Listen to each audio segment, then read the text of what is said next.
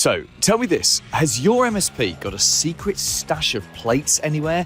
You're going to need them if you're hungry. Hungry for growth. Running an MSP is like constantly spinning plates, and there's a good chance that you've dropped the odd one from time to time. It's a dizzying challenge, trying to keep them all spinning and in perfect balance. If you're trying to juggle your home life with everything your MSP throws at you, and it often feels impossible, today's special episode is just for you. Come for a Christmas Eve walk with me as we find the answer to this question. How do you achieve the perfect happy balance? Well, I hope you've had an insanely good year this year and you're really ready for Christmas tomorrow. Certainly if you're listening to this when the podcast is released. What we're doing today is kind of a bit of a new tradition, which we only started last year, but already it feels like the right thing to do every year, is that you come for a walk with me. So last year, and you can go back and listen to last year's special episode, we went for a walk around a lake near my home where I live. I live just outside Milton Keynes in the UK. It's kind of in the middle of the UK. And today we're just going for a walk near my house, actually. I live near some fields. I live in a little village. It's very nice around here. So it's a beautiful, beautiful, sunny, crisp December morning. And I'm just taking you out for a walk to talk about the happy balance. So what is the happy balance? Well, I'm a business owner just like you, and I've been doing this. In fact, actually next year will be my 20th year. It was February 2005 when I first started my very first business, not the one I have now. I sold that in 2016. But back then, I started and I had all the hopes and fears and all the the difficult times that everyone has when they start their first business.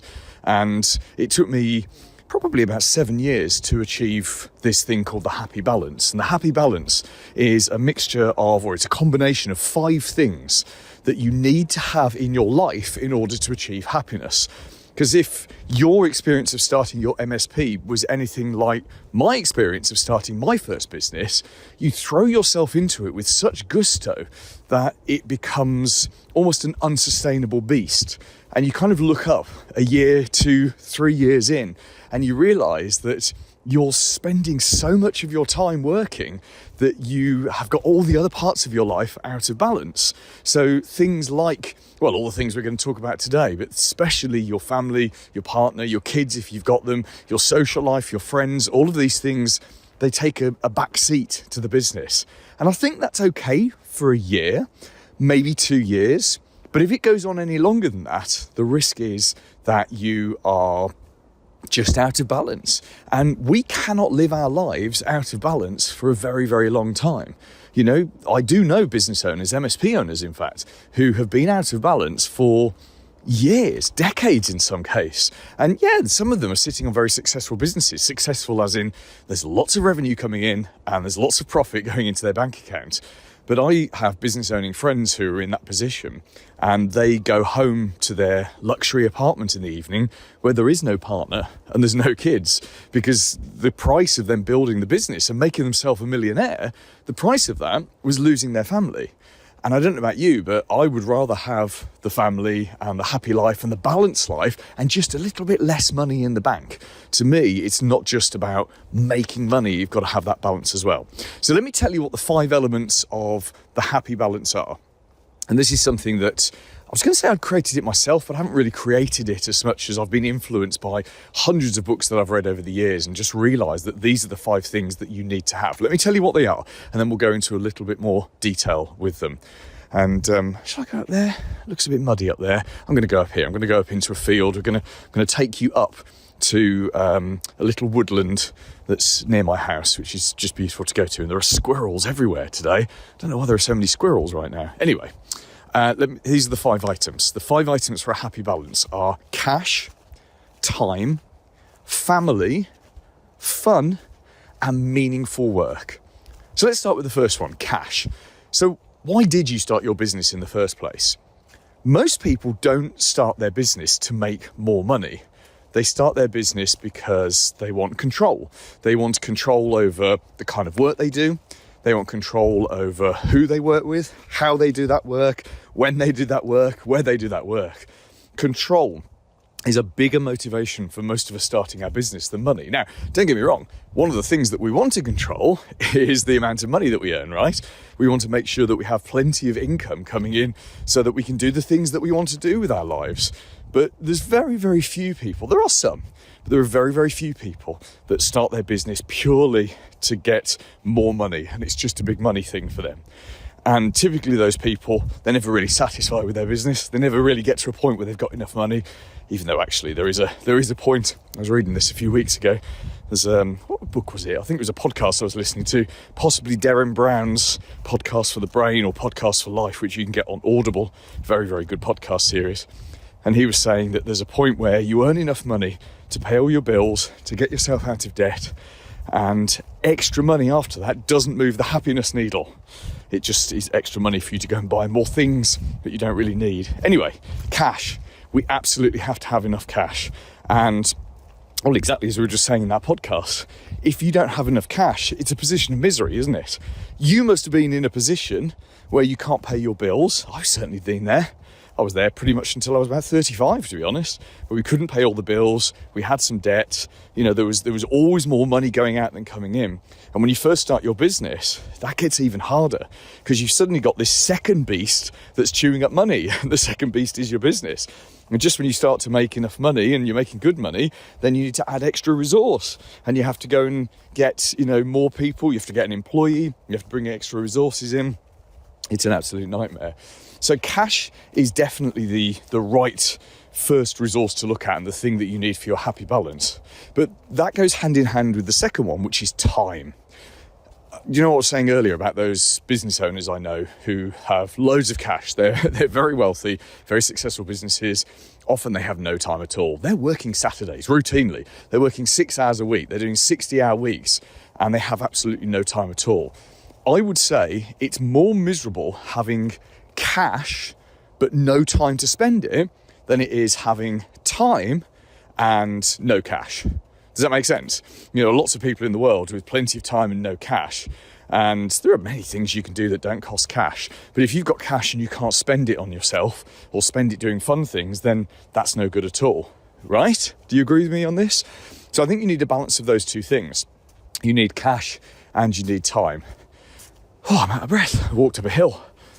I've just got to a woodland here near my home. Wish I'd worn different shoes. My feet are freezing. Anyway, so cash and time, those two things in balance. And I rebalanced my time 2-3 years ago, probably post-COVID. And I work about 30 hours a week now. Some weeks I'll work 40-50 hours. Some weeks I'll work a little bit less. But routinely, as I'm going through, it's about 30 hours a week. And that's a pretty good balance for me. You may have heard me say on the podcast before, I'm a sole parent. So I have a 14-year-old daughter called Sam, who's awesome, and also 14, which is the opposite of awesome. And, but I go to every school thing. I take her everywhere. I do every club. I'm there for every little thing. She's an actor. She has an agent now, which is nuts. So she wants to be a professional actor, but all of that takes time.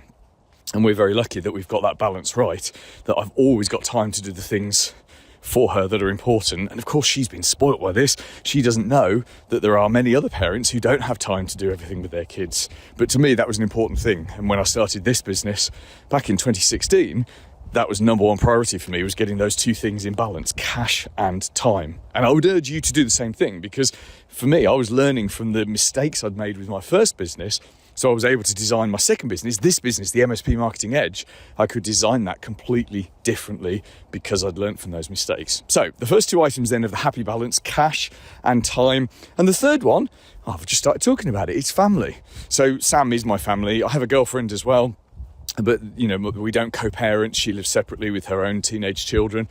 You don't want all those teenagers getting together, really. And, but, she's my family. And then there's my other family, like parents, brother, that kind of thing. All of those things are important because it's all temporary, isn't it? All of this, really. I don't want to get too deep with this. I'm walking around the beautiful countryside on my own, just enjoying it. I don't want to get too morose, but the reality is the important people in your life don't stay in your life forever. And I think we owe it to those people and to ourselves to make the most of those people while we've got them, right? To enjoy our children's youth, to enjoy the company of people that make us laugh, that we love, that are funny. All of these things are really, really important things. I nearly slipped over then. That would have been quite amusing if I'd fallen over while recording this podcast. So we've got to have enough cash, we've got to have enough time, and we've got to spend plenty of time with our family. Well, no, let's say the right amount of time with our family, because For me, spending an extra day with my brother doesn't bring me any extra joy. Does that make sense? Right? So having a short period of time and enjoying him and his wife and his kids and their company, and that's a great thing in moderation. But spending an extra day with them, and that doesn't really add any enjoyment to me. Again, it's all part of the balance. And then we move on to the fourth one, which is fun. You've got to have some fun in your life. And what is fun to you? We all have different things that are fun. So what I'm doing now is fun for me. I'm walking around my village. I've come out onto a little one sort of single track road just at the back of the village, and I'm going to now walk back to my house. Because it's so cold. But this is fun for me. And running, I love running, that's fun. I love going to the cinema, that's fun. I like photography. I love nothing more than going around London, here in the UK, with my camera. There's so many things to photograph if you just stop and look. There's an amazing abundance of that. And to me, all of that is fun. And going to the theatre and all sorts of stuff like that. So what's your idea of fun? Don't say computers. You can do better than computers. Computers are the day job. And I appreciate that computers might have been fun for you once, but maybe they're not fun anymore because it's the job, right? So what are the other things?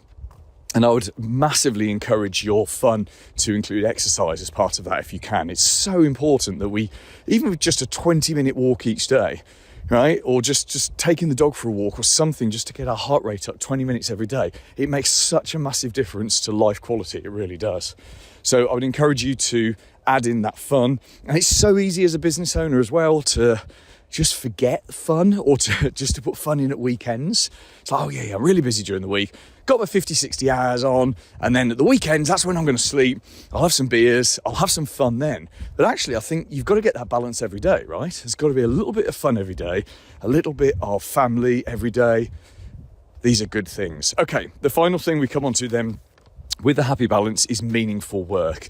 And I put this in because for some people, meaningful work is not important at all. Some people really don't want to work. And, you know, I've got a few friends. I'm 50 now. That's scary. And I've got a few friends that they don't want to work anymore. They want to retire now. Well, not retire. They just don't want to work, right? They want to be a full-time parent or just go out and be people who lunch or whatever. That's fine for them. But for me, I get so bored if I don't have work. I need work, right? That 30 hours a week that I work, that's intense work. That's not me slacking doing stuff. I'm really intensely doing that work because that's so important to me. Really important. Without meaningful work, I don't know if I couldn't work. I think I'd be a very different person. Are you the same? Do you need to work? Or are you actually one of those people that you would like not to work? I think the vast majority of business owners, we need to work, but there's a reason I put that word meaningful in there. It's got to be meaningful work, not just doing password resets, not just doing new users. That's not meaningful, is it? It's not meaningful at all, but actually helping a customer do more, helping a client do more with their business because of your technology strategy. That is the most meaningful work there is. And in fact, isn't that the greatest contribution that you could make to a client, is to help them do things with their business that they could not have done without your help. That is an amazing, meaningful work. And it's one of the reasons why you personally, as the owner of the MSP, should be doing as little sort of everyday work as possible. You shouldn't be doing tickets. You shouldn't be doing help desk stuff. If you catch yourself doing, password resets, new users, all that kind of stuff, that's not fun. That's not meaningful. You can hire other people to do that. And I appreciate we all have to do work like that at some point, but there's always someone else you can find to do that. So you can do what only you can do. And there's a ton of stuff that only you can do. And most of it is to do with strategy and the big things of technology. That's really important, that kind of stuff. So there we go. The happy balance, all those 5 things: enough cash, enough time with our family, time having fun, and meaningful work as well. And if any of those are out of whack for you right now, then just as we are here on the cusp of Christmas, you've got an opportunity to look at 2025 and say, how can I do things differently next year? Paul Green's MSP Marketing Edge.